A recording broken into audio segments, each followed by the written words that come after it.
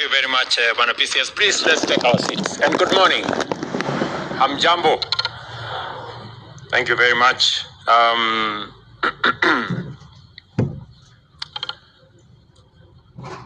Distinguished guests, ladies and gentlemen, I am delighted to be part of our first ever National Productivity and Performance Conference. We meet at a very defining moment. We are advancing the bottom-up economic transformation agenda in a challenging period, characterized by fiscal constraints, rising expectations, rapid technological change, and fierce global competition.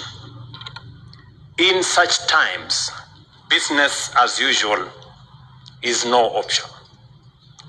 That is why the theme, productivity for fiscal sustainability and service excellence, is more than a statement. It is our growth charter. For 3 days, national and county governments, industry, labor, academia, and international experts have sat together around the conviction that Kenya must build a public service that does not merely function, but one that also performs and delivers. For too long, we have focused the wrong metrics. We counted hours at the desk instead of value at the door. We rewarded the officer who stayed late, not the office that delivered. We mistook motion for progress and presence for performance. That era must get behind us. The public service of Kenya should reward results, not routine. Impact, not attendance. We must stop measuring time spent and start measuring value created.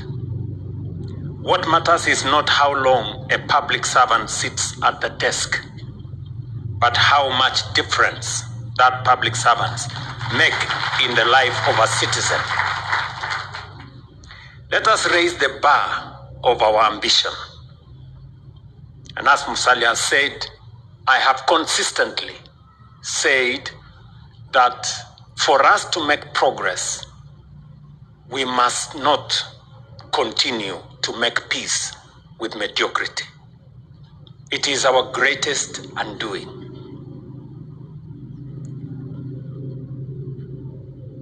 Let us measure ourselves against the very best in the world. The world's most productive economies are not those with the biggest budgets or the most resources. They are those that derive the greatest value from every hour. Data from the Organization of Economic Cooperation and Development, and their representative is right here with us, puts the average worker in advanced economies at about $59 or 7,600 Kenya shillings of output per hour. In Norway, for example, and I was there a few days ago, and in Ireland, it exceeds $100. That is 13,000 shillings per hour. In Singapore, a nation with no oil, no gold, and scarcely any land to speak of, productivity now runs higher than that of the United States. The lesson is simple. Prosperity is not what you possess.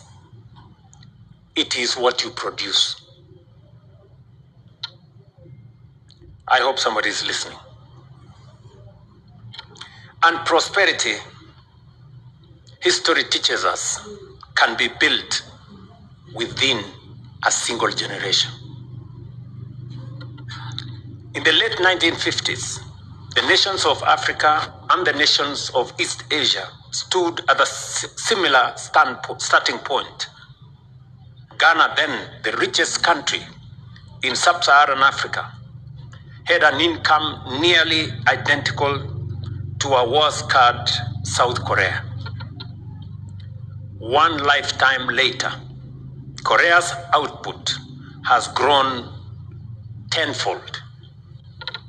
It transformed itself from one of the world's poorest and most aid-dependent nations into a donor nation, becoming the first country in history to move from aid recipient to aid donor in one generation. What separated them was not resources. Ghana, and indeed Africa, had more gold, cocoa, and fertile land. What separated them was human capital and productivity. Korea invested relentlessly in its people and converted that investment into value. I have been to Korea twice in my presidency, so I know what I'm talking about. And 2 days ago, I had a long chat with the president of Korea. The Korea story is not merely a lesson from history. It is a mirror held up to every developing nation, including ours. Across Africa, productivity grows at barely 1%, maybe at best 1.5% a year, while Asia grows at 3% to 4%. 12 million young Africans enter the labor market every year, with barely 3 million formal jobs awaiting them. No continent can shoulder that weight on stagnant output. Africa will not be lifted by the abundance of its resources, and we have huge resources. We have the largest reserves of natural resources. We have vast reserves of energy resources, including renewable energy. We have huge opportunities for value addition, value creation, but this continent of ours will be lifted by the productivity of its people.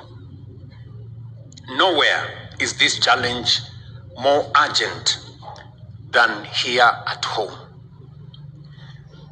A Kenyan worker's productivity today averages $7,750 or 1 million shillings a year, placing us at number 142 out of 189 nations.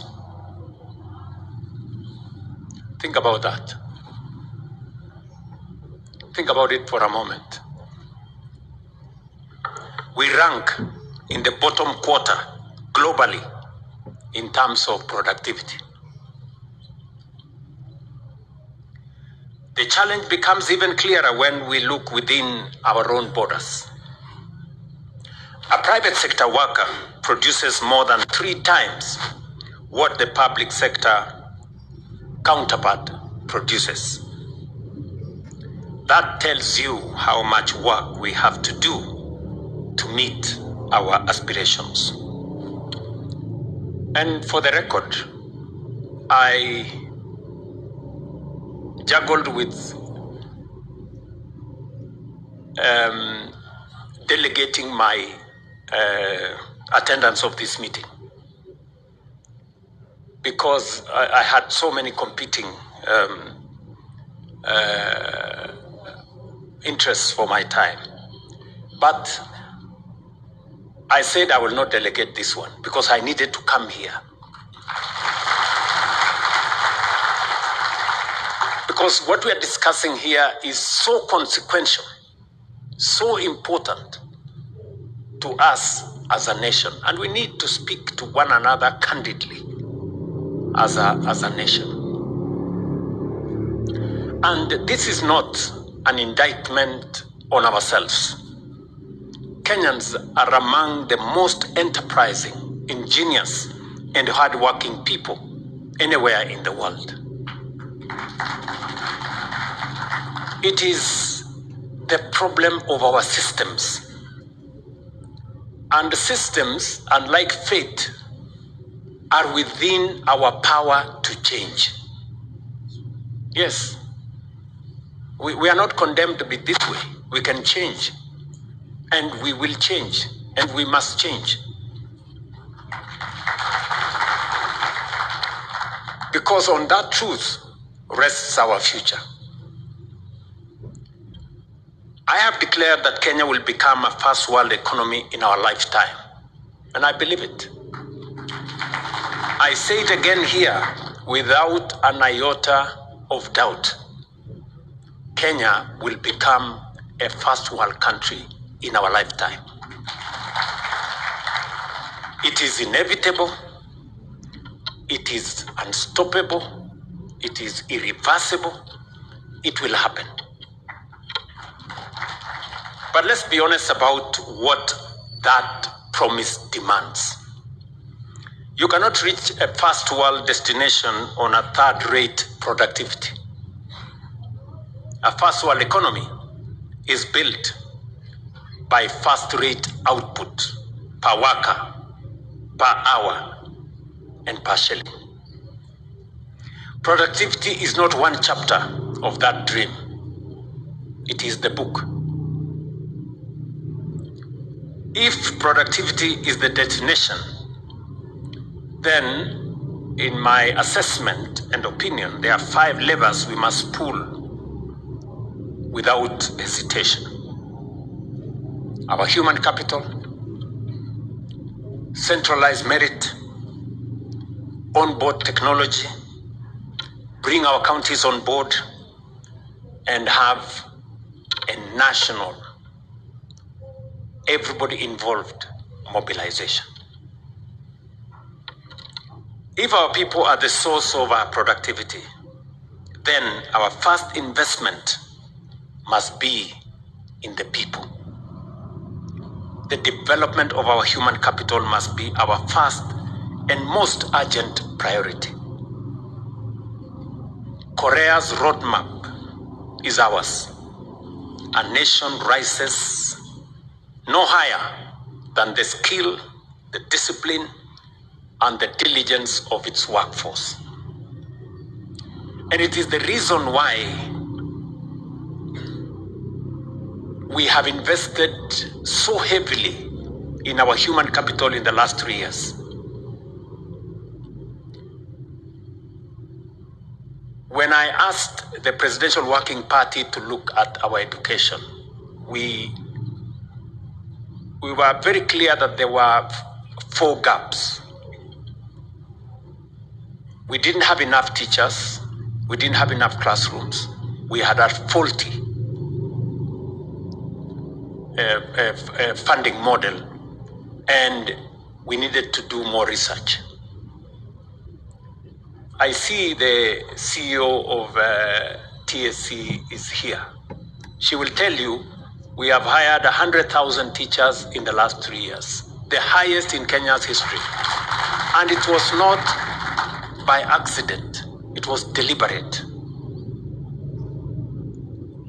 We have increased our funding to education from 500 billion Kenya shillings 3 years ago. In this budget, it is 784 billion. Again, it is not by accident, it is deliberate. We have built 23,000 new classrooms, and we are now on course building 1,600 laboratories for our schools.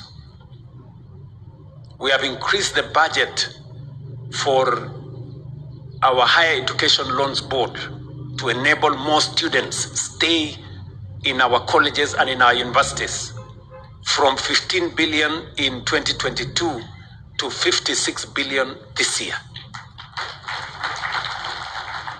So, and I have recently started a new State Department under the Prime Cabinet Secretary's office on research, innovation, science, because we need to develop the highest quality of human capital to power our development. This must be deliberate. And I wanted to say this in this gathering. We must develop, we must have the best human capital. And then we must demand of that human capital productivity.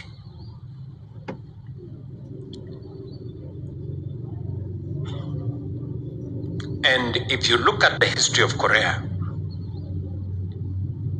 the investment in their education, and part of the reason why I traveled to Korea twice is because we are building with them the Kenya Advanced Science, the Kenya Advanced Institute of Science and Technology in Concert Technopolis, a university that I chartered a month ago that is going to work on some of our very specific science, technology, and innovation areas to be able to sharpen our human capital.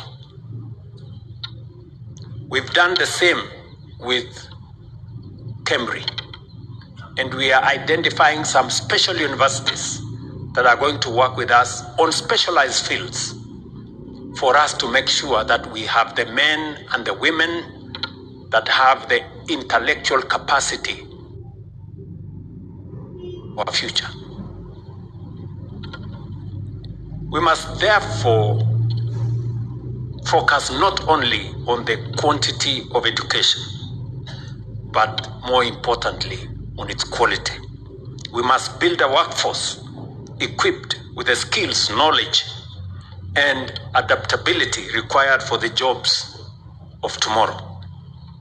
Equally important, those already in employment must have opportunities for continuous reskilling and upskilling to remain competitive in what is now, and we all know, a very rapidly changing environment.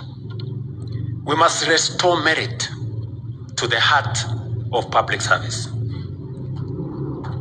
It is our expectation that all public service recruitment commissions to hire on merit, fairness, and transparency, so that only the most competent get the opportunity to serve. Promotion at work must be based on demonstrated results, never on mere longevity. Let advancement be the consequence of contribution. To entrench this culture across the public service, I task the Public Service Commission to ensure that the values enshrined in Article 10 and 232 of the Constitution become the living standard of every public office. We will reward performers and innovators, and we will sanction non-performers without apology. Technology will be our multiplier. Artificial intelligence, automation, and data are rewriting how value is created, and Kenya will not be a spectator in that space. We will invest in digital infrastructure and a leaner, faster, citizen-centered service. 2 days ago, I had interaction with the owner of AI, artificial intelligence, and ChatGPT, whatever it's called. And I asked him a question, because It's now documented that Kenyans are the Kenya is the #1 country in the use of social media in the world. In the world. Every Kenyan spends 4 hours and 13 minutes every day on social media. So I was asking this good man, what have you done to my people? You know? And we agreed with him that we are not going to be mere consumers of his platform. We must be co-creators, and we must begin as a country to appropriate the space around technology and how we can use it for commerce, for learning, for delivery of public service, for agriculture, for trade, for investment, not just for all the other things that social media present. But while technology may accelerate performance, culture sustains it. Technology serves people. It does not replace them. That is why we will embed Kaizen, the discipline of continuous improvement at every level, built on a singular question: how can we do better today than we did yesterday? This movement must reach the counties where the services citizens need most, including health, water, agriculture, and healthy childhood education are delivered. I urge my good brother Abdullahi and the county governments to mainstream productivity, to benchmark relentlessly against one another, and through the Council of Governors to adopt a county productivity framework. And the Commission and the Steering Committee should work with them. And it should be a whole of society effort. Just as Kenya once mobilized around universal education, infrastructure, and digital inclusion, we must now mobilize government, private sector, labor, and academia together around productivity. Ladies and gentlemen, today we adopt a bold productivity reform agenda. We will engineer performance management to measure results, not activity. We will invest in human capital and transform the culture of service. We will tie reward directly to productivity, and we will marry fiscal discipline to productivity so that every shilling collected from taxpayers generates maximum value. We will harness technology under a one government data-driven approach, and we will build the governance and financing necessary to sustain delivery. I have listened very carefully to the chairman of the Salaries and Remuneration Commission, and he has said something very profound about moving our revenue as a percentage of GDP from 14.5% today to 20%. Mr. Chairman, I want to persuade you, we move it to 25%. We can do it. We can do it. Revenue as a result of GDP in OECD countries, my friend is here, is on average 35. The highest, I think, is 45. We are at 14. I mean, we cannot develop this country that way. And let me persuade you to look at things a bit differently. Many people did not believe that we have resources that we can use, Kenyan resources that we can use to drive some of our most consequential infrastructure development. You know, many people thought for us to do any consequential development in Kenya, we have to go to the World Bank or IMF or banks or borrow from friends or get bilateral loans or things like those. Let me give you one example that is real in Kenya.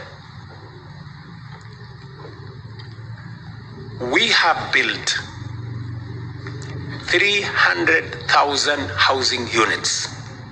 We have built 480 modern markets. And we are building hostels for 180,000 college and university students in Kenya at a cost of $9 billion. Not a single shilling has been borrowed from anywhere. It's all our national resources. It's all our money. I mean, somebody will ask, where was all this money? We just mobilized it. Us, the people working, you know, with just 1.5%, we have mobilized resources that is transforming Kenya in a very, very fundamental way. Check the skyline of Nairobi. Check the skyline of every city, Eldoret, Mombasa, Kisumu, Kakamega, Thika, wherever. The skyline is changing. Not because we got some windfall from somewhere, because we were deliberate and intentional. So it is possible for us to do this. We just need the courage to do it. You know, the courage to do it. And if there was anybody who was in doubt as to what Kenya can achieve in a very short while, that doubt should be erased. We can do it. So when I say it is possible for us to transform this nation from where we are to a first world country in a generation, it's not talk, it's reality. It is what we can do. Yeah, it's what we can do. And that is why, Mr. Chairman, I wish I had more time for this meeting. But I will create, I have already told you, I am giving you and the steering committee an appointment for Monday, 3:30, because all the recommendations you have read here, we must implement each and every one of them. And I have also some ideas on how we need to do this. I have some ideas. Yeah, because I've been thinking about them and how we move this country to the next level. Don't worry about all the other stories. I made up my mind a long time ago that we are going to change this country. It doesn't matter the consequences and all the other issues, because for far too long we have made peace with mediocrity at the expense of our nation. There is absolutely no reason why Kenya is where we are today when our peers, Singapore, Korea, Malaysia, are in the first world. What the hell are we doing in being a third world country? Honestly, you know? And people want to make it, oh, it's okay, you know. It's not okay. It is not okay. We have too many people living in squalor. We have too many people who have no jobs. We have too many people who still sleep without a proper meal. We cannot continue this way. We have to change, and it is possible for us to do it. I want to persuade you that it is possible for us to change this nation. We have the resources to do it. We have the means to do it. We have the human capital to do it. And if what we have achieved in 3 years is anything to go by, we can achieve a lot more with the momentum we have built. I am very, very confident about the future of this nation. I will repeat again, good people, we must believe in ourselves. We must believe in our country as we believe in God. This we can do. You know, there are very many people who don't believe in our country. They believe in something I don't know where. You know, you find people very negative about Kenya. And they are Kenyans. I am wondering, so you want to belong to which place? You think who is going to give you their country? You hate yours, so that who will give you theirs? Nobody. If there is a problem in Kenya, let's fix it. It's our country. We must fix it. You know, whatever it is that is there in Kenya, and I'm telling us as a people, let us work together. We must protect our country. We must focus on our development, and we must never allow things that take Kenya backwards. You know, I hear some people, the other day I saw some people there saying, oh, we want to shut down the country. Or we want, we will defend the right of everybody, because we are a country that believes viciously in order. We are a civilized nation. We are an organized society. We believe in the rule of law. We protect everybody's right. It is right for every citizen who has an issue to petition or to protest, and we must protect their right to do so. We must also protect the right of our children to go to school and learn, and our farmers to go to the farms and produce food so that we don't sleep hungry. And the business people, we must protect them to go to work, to do business. We must protect every worker to go to work so that we can raise our productivity. So we must protect the right of everybody so that we have a functioning, civilized, orderly, democratic, constitutional nation. And we are going to do it together. The public service,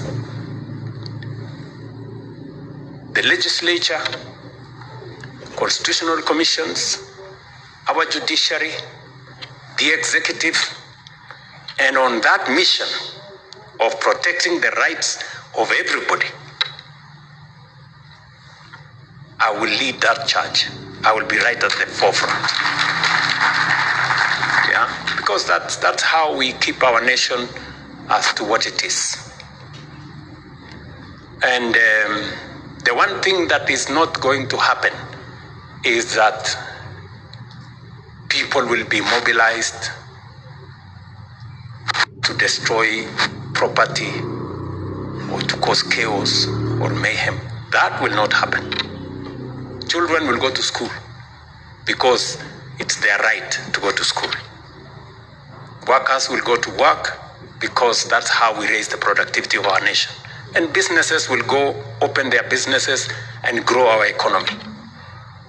And farmers too, and everybody, so that we can take the nation forward. The distance between where we stand today and where we aspire to be will not be measured by time.